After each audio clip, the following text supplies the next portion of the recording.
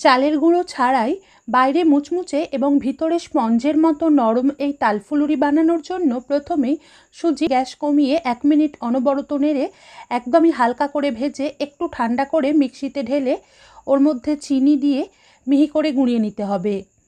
তারপর তালের কাঠ 2 থেকে 3 মিনিট ফুটিয়ে একটু ঘন করে একটা পাত্রে ঢেলে ঠান্ডা করে নিয়ে ওতে নারকেল কোড়া, অল্প একটু নুন, আধ ভাঙা করে রাখা মৌরি, গুঁড়োনো সুজি ও চিনির মিশ্রণ, ময়দা ও গুঁড়ো দুধ দিয়ে মিশিয়ে 3 থেকে 4 মিনিট ফেটিয়ে গাওয়া ঘি বা সাদা তেল আর অল্প বেকিং বা খাবার সোডা এবং সামান্য একটু পাতিলেবুর রস বা ভিনিগার মিশিয়ে মিশ্রণটাকে 30 মিনিট ঢেকে রাখার পর